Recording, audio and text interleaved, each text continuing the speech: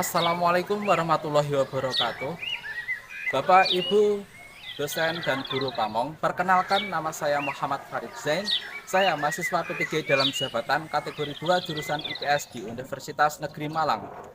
Hari ini Senin 12 Desember 2022, saya akan melaksanakan praktik mengajar di SMP Islamic International School PSM Kediri dalam rangka penilaian uji kinerja.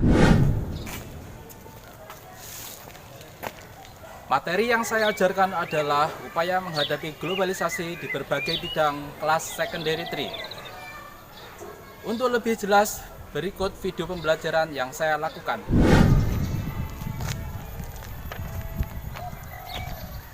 Mohon saran dan masukan agar video pembelajaran yang saya buat lebih baik lagi. Selamat menyaksikan.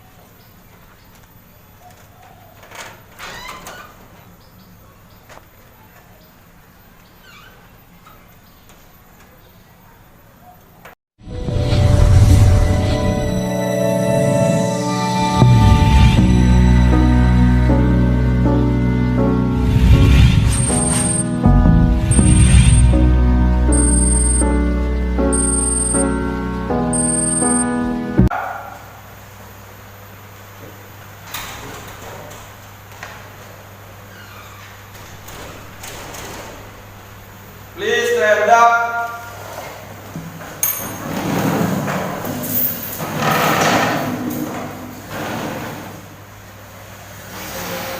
Say salam. Assalamualaikum warahmatullahi wabarakatuh. Waalaikumsalam warahmatullahi wabarakatuh. Get ready for the prayer. With your hand, close your eyes. Let's pray together.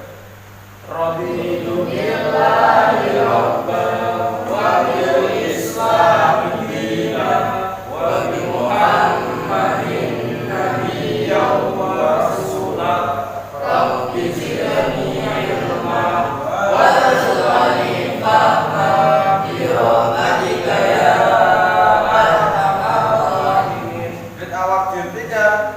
Good afternoon, Ustaz Farid. Good afternoon, secondary 3. How are I you? am fine, and you? Alhamdulillah, I'm fine. Oke, thank you. Hari ini terlihat hampir semuanya masuk, tapi masih ada tempat yang kosong. Siapa yang hari ini bisa masuk? Kak Bintang. Kak Bintang. Kak Bintang izin atau sakit? Sakit. Baik, semoga Kak Bintang yang sakit diberi kesembuhan oleh Allah Subhanahu Wa Taala. Berikan biaya secondary 3 dalam hitungan ketiga. Yang kelihatan. 2, 3. Kita kelas hebat belajar beranian, memang bukan kelas biasa. Yo, ketika kita beraksi menggemparkan sekolah ini, kritis cara berpikir kami sangat kreatif. Berjuta kali aku dibimbing FB, bagiku satu langkah pasti. Berjuta kali aku dibimbing FB, bagiku sukses itu pasti. Secondary 3, religius, disiplin, study hard, sukses, tinggi, duit, terima kasih. Ya, materi terakhir kita adalah bentuk-bentuk globalisasi dan ditambah lagi dengan dampak globalisasi. Kemarin bentuk-bentuk globalisasi kurang lebih ada 5 dan dampaknya ada positif dan negatif. Pada pertemuan sebelumnya, kalian masih mempunyai cara berpikir yang belum kritis, ditandai dengan ketika ada presentasi masih belum ada yang mungkin menanyai, ketika dikasih soal yang berpikir tingkat tinggi kalian masih belum jawab dengan cara berpikir kritis. Oleh karena itu nanti saya di sini mengajar dengan model pembelajaran berbasis masalah. Baik. Tujuan pembelajaran Melalui pendekatan saintifik dan model PPL, siswa mampu menyebutkan upaya menghadapi globalisasi di berbagai bidang dengan benar, menganalisis upaya yang tepat untuk mengatasi globalisasi pada permasalahan dengan tepat, meningkatkan kemampuan berpikir kritis siswa dengan aktif, dan menyajikan hasil analisis tentang upaya yang tepat untuk mengatasi globalisasi pada permasalahan dengan tepat. Oke, terima kasih. Tujuan ya, saya akan menjelaskan materi sekilas. Ada 5 macam bidang yang akan kita bahas pada pertemuan ini. Nanti ada bidang budaya, iptek, ekonomi, komunikasi, dan transportasi. Nah, contoh upaya menghadapi globalisasi di bidang budaya itu apa saja sih? Nah, misalnya jika yang dihadapi adalah misalnya ini, ada permasalahan masyarakat Indonesia memakai baju yang bukan baju asli orang Indonesia. Caranya gimana sih? Ya mungkin lebih mencintai produk dalam negeri. Baik, silakan. Nanti satu kelas saya bagi kalian menjadi 3 kelompok. Ya, silakan kelompok sesuai dengan kelompok. Kelompok 1, kelompok 2, kelompok 3. Coba saya bacakan kelompok 1. Ada isinya ada Kak Rama, Kak Ramzan, Kak Afel, Kak Alia, Kak Sofia. Nah, silakan berdiri dulu untuk Kak Rama, Kak Ramzan, Kak Afel, Kak Alia, Kak Sofia. Sudah? Ini. Kamu kelompok 1. Silakan. Gimana? Pilih tempat dulu. Gimana? Sini. Satu di situ. Nanti saya akan membagikan worksheet atau LKPD yang sudah saya share sebelumnya di grup WA. Silakan dibuka dulu. Semua bisa buka. Dan pengerjaannya ada langkah-langkahnya juga.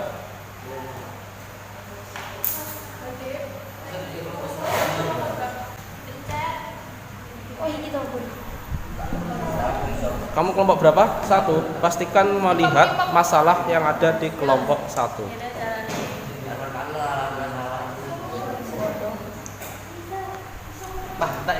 Lihat ya, dilihat baik-baik.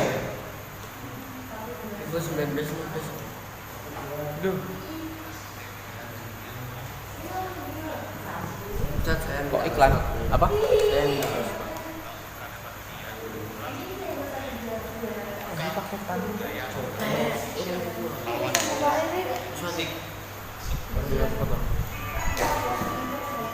Indonesia melawan dominasi budaya asing.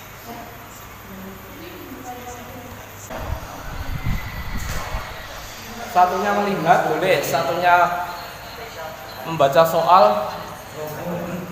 Bagus. Gantian. Satu buka soal, satu buka.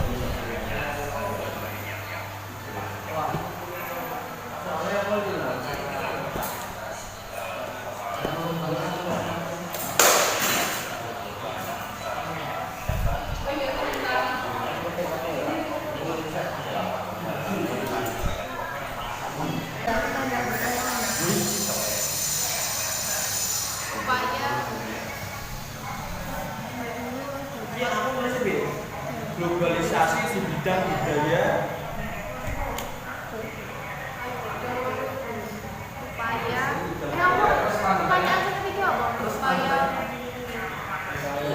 Tidak, ya sesuai dengan tadi. Bidang budaya. Masalah upaya yang bisa dilakukan untuk menghadapi masalah pencet Ustaz. Ya, gaya pakaian berarti yang dari globalisasi bidang budaya karo budaya ini dari Korea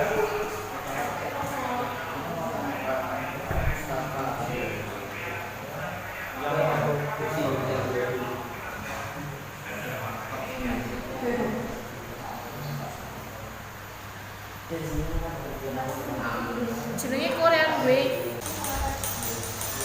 Baik, untuk kegiatan diskusi beberapa kelompok sudah selesai dan habis ini nanti sudah selesai semuanya. Oleh karena itu saya memilih kelompok 8 yang sudah selesai diskusi untuk maju ke depan kelas dan mempresentasikan hasil diskusi kelompoknya kepada kelompok 1. Silakan maju ke depan kelas dan persiapan untuk presentasi. Assalamualaikum warahmatullahi wabarakatuh. Waalaikumsalam warahmatullahi wabarakatuh. Perkenalkan, kami dari kelompok 1. Nama saya Ramzan Mustafa. Nama saya Alia. Nama saya Sofia. Saya Rangun. Di sini kami akan memperlihatkan video salah satu fenomena globalisasi. Berikut videonya.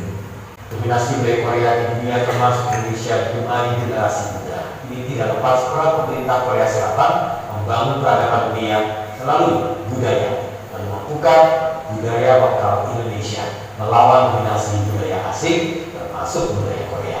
Spesial di Hari Sumpah Pemuda, kami hadirkan aparat Pindelik dalam gaya budaya pemuda. Gelombang Korea atau Korean Wave telah meluapkan di seluruh dunia, tak terkecuali Indonesia. Melalui musik pop Korea atau yang dikenal dengan K-pop, Korea Selatan semakin menancapkan dominasi budayanya hingga ke mancanegara. Ekspor budaya yang dilakukan Korea Selatan itu juga berdampak pada selera pasar musik Indonesia. Segala yang berkaitan dengan Korea Selatan selalu mendapat atensi tinggi, khususnya dari generasi muda. Minat penggemar musik K-pop pun kini menjamur di sejumlah wilayah. Salah satunya musik BTS yang kini tengah digandrungi para generasi muda dan mancanegara termasuk Indonesia. Pada kali ini era yang merupakan BTS Army, sebutan bagi fans BTS, mengungkapkan kekagumannya terhadap grup musik yang pernah masuk nominasi Grammy Award di Amerika ini. Cuplikan dari fenomena globalisasi yang kamu garap. Soal pertama, fenomena apa yang terjadi pada masalah tersebut? Jawabannya, globalisasi di bidang budaya karena masuknya budaya asing dari Korea yang merubah fashion, musik, lifestyle, dan memakai produk-produk dari Korea. Sekian dari saya. Selanjutnya, dari fenomena tersebut, dampak apa saja yang diakibatkan bagi masyarakat Indonesia?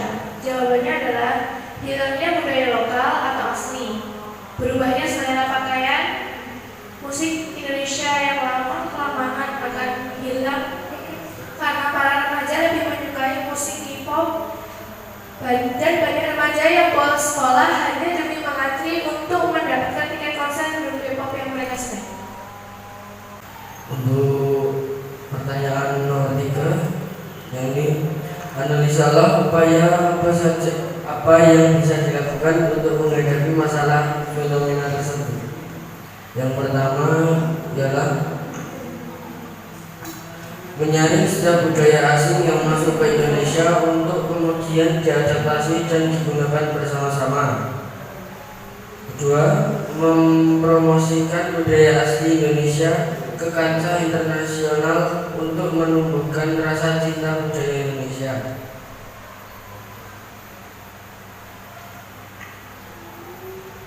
Yang ketiga, menyukai dan menggunakan produk-produk asli Indonesia.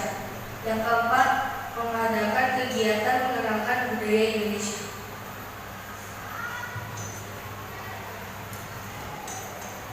Baik, itulah presentasi dari kami.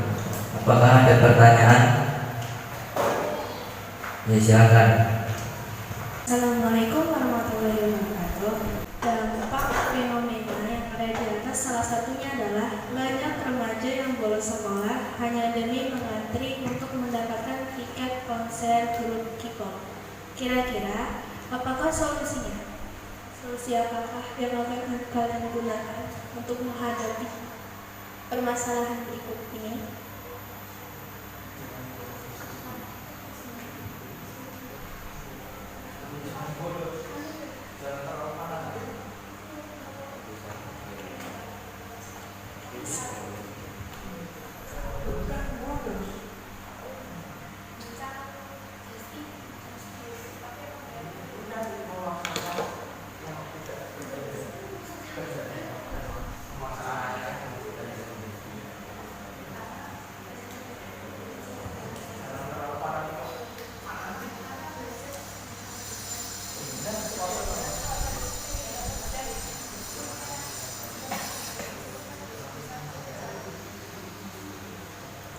Terima kasih kami sampaikan atas pertanyaannya.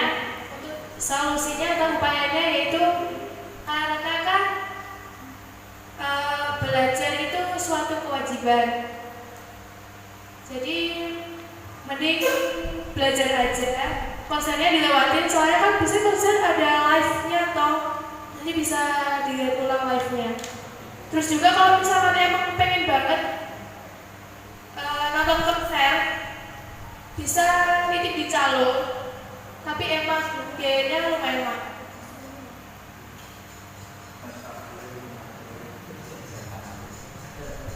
Jangan terlalu fanatik.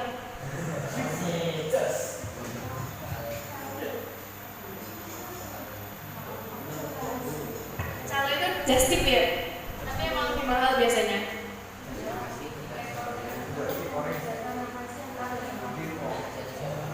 Apakah ada pertanyaan lagi atau kurang jelas untuk upaya atau solusinya? Terima kasih atas jawabannya. Sudah puas. Ada pertanyaan lagi? Ya, silakan, Pak Faruk. Terima kasih atas kesempatannya. Mohon maaf saya tidak bertanya soal dampak. Di sini sepertinya disebutkan baru dampak negatif saja. Nah, menurut kalian adakah dampak positif dari fenomena ini? Fenomena apa namanya? Masuknya budaya asing dari Korea tersebut. Kalau ada, mohon dijelaskan.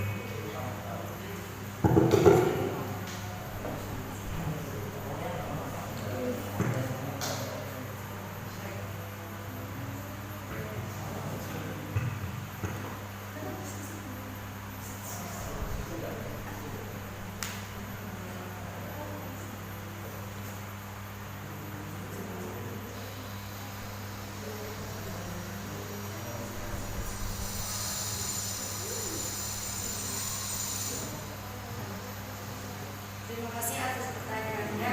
Baik, akan saya jawab pertanyaan dulu. Dampak positifnya ada menginspirasi dunia musik di Indonesia. Hal ini terbukti dengan adanya Hallyu atau Korean Wave di Indonesia, membuat banyak agensi di Indonesia yang memunculkan girl band atau boy band baru. Bahkan mereka memunculkan kembali boy band yang sudah lama vakum dari dunia permusikan. Ada juga banyak remaja yang tertarik untuk mempelajari budaya dan bahasa Korea. Penjelasan untuk pernyataan ini adalah berhubungan dengan ilmu pengetahuan itu sendiri. Dengan adanya minat yang luar biasa hebatnya, mendorong sebagian penikmat musik K-pop tersebut untuk mempelajari segala hal yang berhubungan dengan K-pop dan negara asalnya. Dalam hal ini, maka pengetahuan yang dimiliki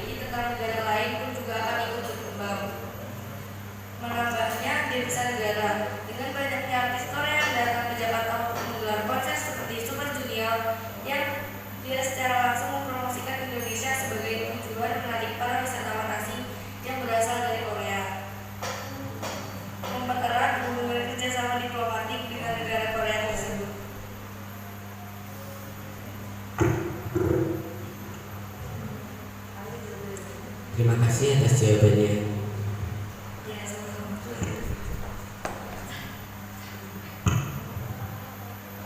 Ada pertanyaan lagi? Silakan. Monggo. Kasihkan Kak, kasihkan Kak. Monggo kersa. Dikasihkan Kak. Kak Faruk dikasihkan Kak. Gantian. Kasihkan.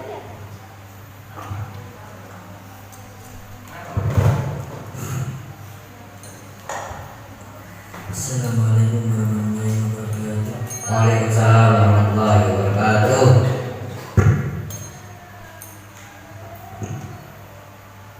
Upaya yang bisa dilakukan untuk menghadapi fenomena tersebut kan saya ingin bertanya,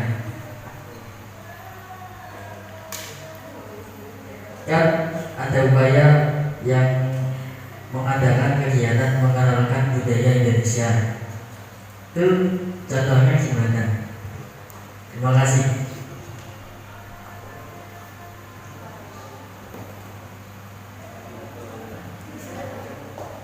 Contohnya seperti mengadakan pameran kebudayaan, lomba kebudayaan, seminar kebudayaan.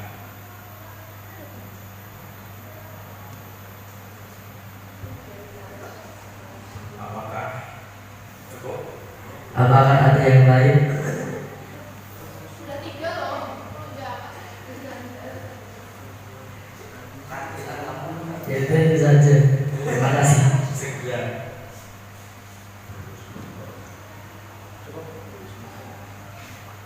Baik, ada pertanyaan lagi? Jika sudah,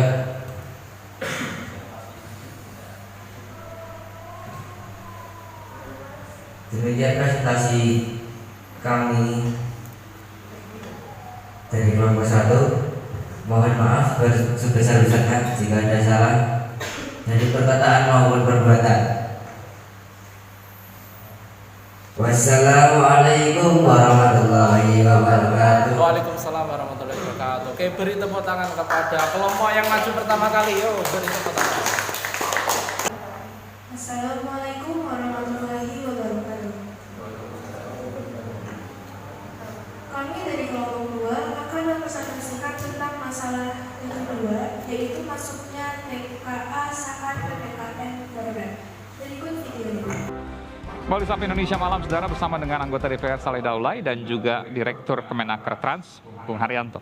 Saya ke Pak Haryanto. Pak Haryanto, tadi sebutkan ada 3 masalah. Yang pertama adalah soal keselamatan COVID-nya sendiri. Yang kedua soal keadilan, di mana-mana kemudian ditutup, restoran itu, mall ditutup, berdagang kemudian dibatasi, tapi kemudian TKA masuk. Yang ketiga soal kemanfaatan. Apa sih yang kemudian mendesak sehingga di dalam PPKM darurat, segarisbawahi darurat, mereka tetap harus datang.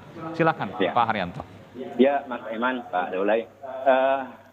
Jadi memang kita tetap konsis bahwa pemerintah tetap fokus terhadap penanganan pandemi COVID-19.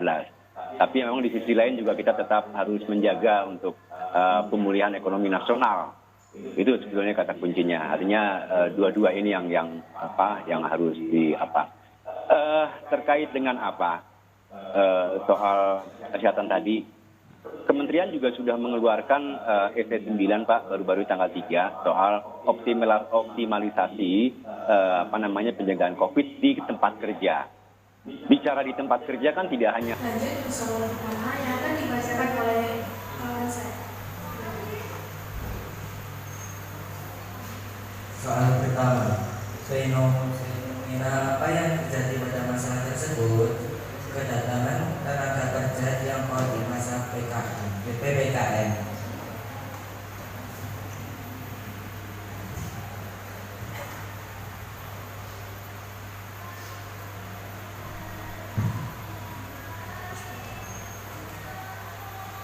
Lanjut ke permasalahan kedua, yaitu adalah dari fenomena tersebut dampak apa saja yang diakibatkan bagi masyarakat Indonesia. Nah, untuk dampaknya bisa terbagi menjadi dua, yaitu dampak positif dan dampak negatif. Nah, dampak positif sendiri adalah proyek yang belum dikerjakan di bangsa Indonesia dapat dikerjakan oleh TKA. Sementara untuk dampak negatifnya, peluang kerja bagi tenaga lokal menyempit, membahayakan keamanan, kemungkinan pembawaan virus, memberi kesan kurang baik pada pemerintahan dan bangsa Indonesia.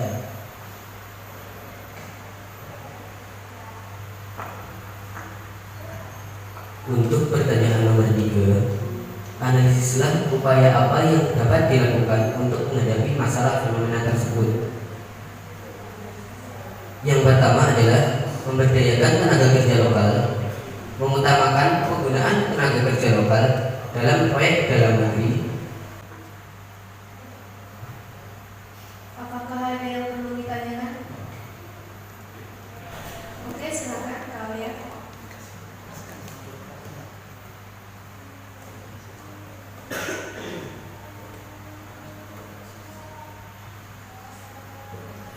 Baik, saya ingin bertanya. Apa sih faktor yang membuat beberapa perusahaan lebih memilih mempekerjakan tenaga kerja asing daripada masyarakat lokal? Terima kasih atas pertanyaannya. Faktor-faktor yang membuat para perusahaan memilih penggunaan tenaga kerja asing daripada tenaga kerja lokal. Yang pertama, ada beberapa posisi pekerjaan yang dimana tenaga lokal ini kurang memadai untuk pekerjaan tersebut, atau bisa juga dari tenaga asing lebih mudah dicari untuk menempati sebuah posisi. Apakah bisa diterima? Bisa diterima. Terima kasih.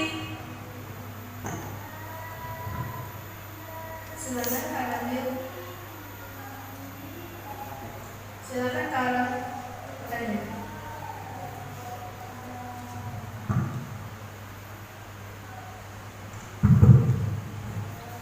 Assalamualaikum warahmatullahi wabarakatuh.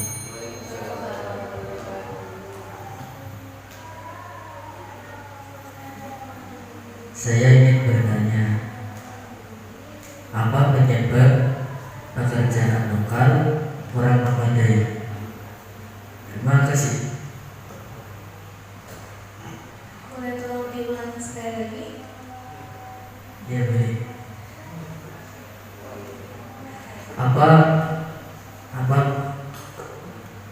Apa penyebab pekerja lokal kurang memadai? Baik, terima kasih. Terima kasih Kak Aram pertanyaannya. Jadi untuk beberapa penyebab kenapa kok tenaga kerja lokal itu kurang dicari. Jadi ini itu ada beberapa masalah. Karena pertama mungkin dari tenaga kerja lokal kita sendiri aja mungkin biayanya lebih mahal. Maka perusahaan carinya yang untungnya lebih banyak daripada untungnya. Jadi alhamdulillah beberapa perusahaan carinya yang lebih murah. Habis itu terdapat juga faktor lain, contohnya seperti kepasan atau pas atau tidaknya tenaga kerja lokal itu digunakan pada sesuatu bidang tertentu. Jadi kalau misalkan tenaga kerja lokal itu tidak pas, kan ya otomatis sudah membayar mahal, terus ya begitu.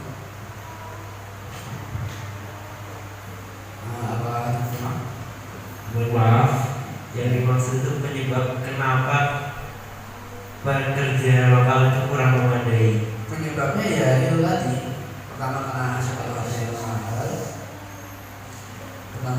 yang mahal, dan kedua karena ya memang kurang pas aja yang dicari seperti itu. Apakah cuma begitu saja?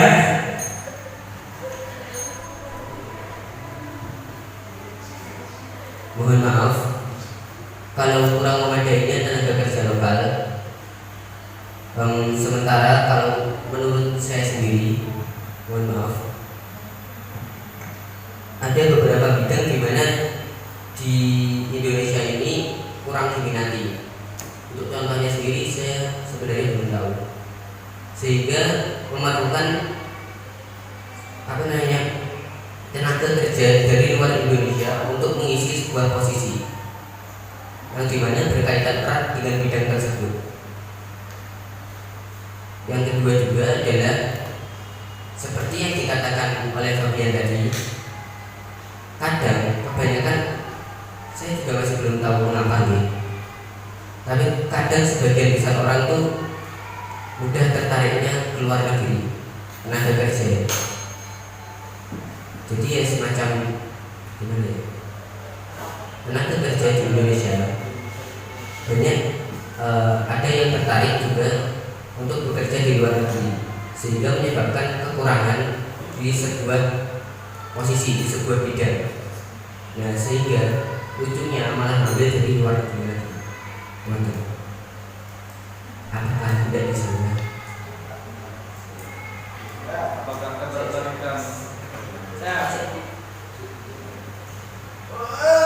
Apakah ketertarikan tenaga kerja dari Indonesia luar negeri itu sangat signifikan sekali, sehingga posisi yang ada di Indonesia sampai tidak mencukupi atau diisi sama sekali? Kalau setahu saya kok sepertinya tidak. Namun sepertinya kalau sepengetahuan saya, itu faktor yang pertama yaitu beberapa bidang ada yang kurang diminati tadi, lebih besar dalam berperan. Baik, terima kasih.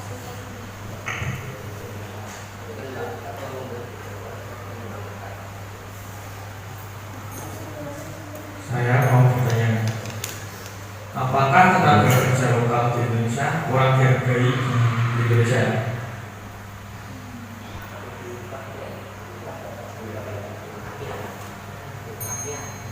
Oke, terima kasih karena sudah bertanya.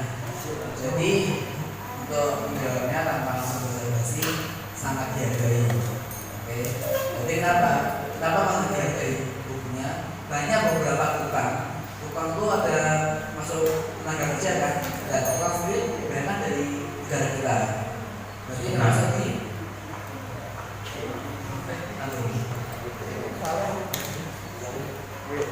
TKA tenaga kerja silakan.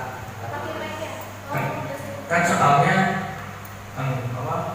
saat pandemi banyak mendatangkan tenaga kerja asing daripada tenaga kerja lokal.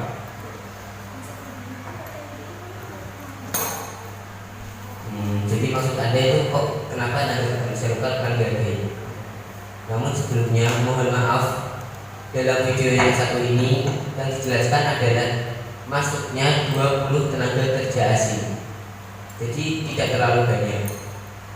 Namun untuk soal apakah kurang dihargai, ada bidang-bidang di Indonesia di mana bidang tersebut sangat dihargai dan ada beberapa bidang lain yang mohon maaf agak kurang dihargai.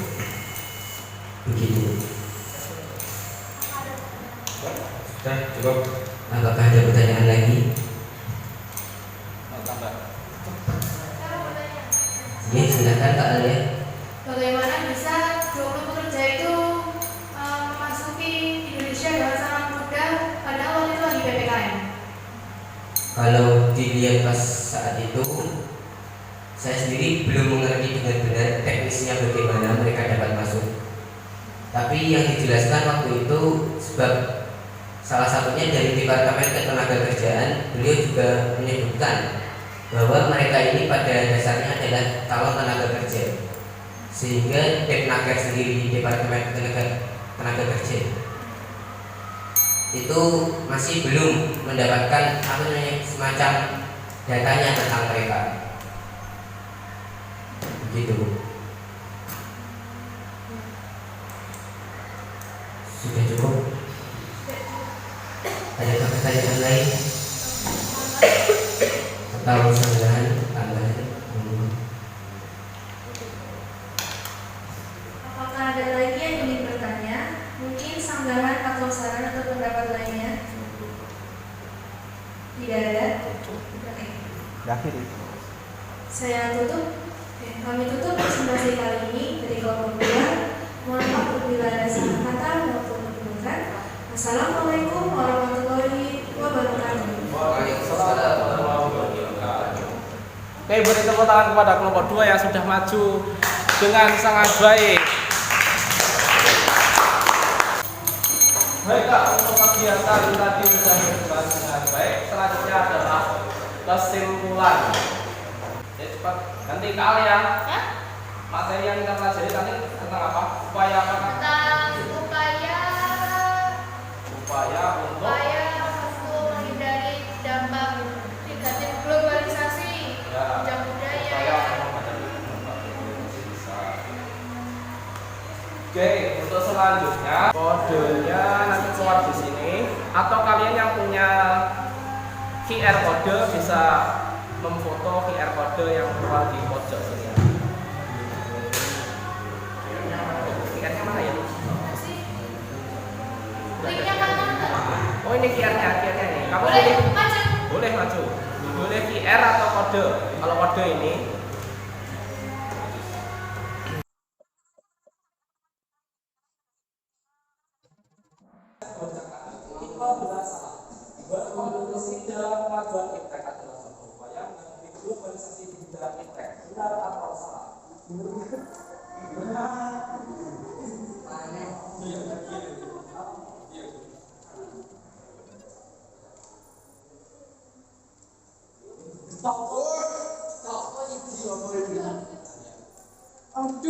yang ada kira menggunakan transportasi yang efektif dan efisien.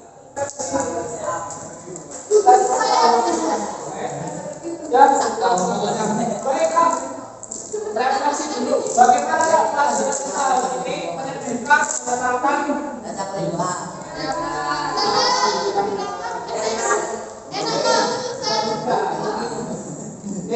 Terus selanjutnya materi kita selanjutnya adalah berkaitan dengan aktivitas ekonomi di Asia.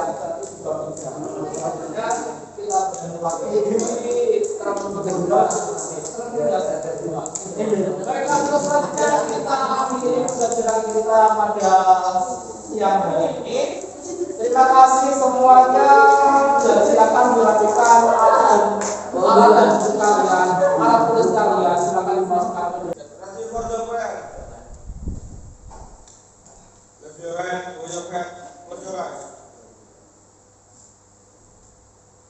Let's pray together.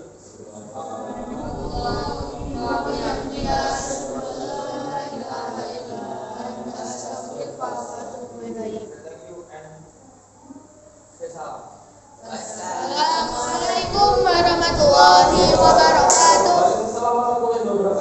Thank you, Ustaz Fadil. Welcome secondary 3. Oke, terima kasih. Silakan dilanjutkan.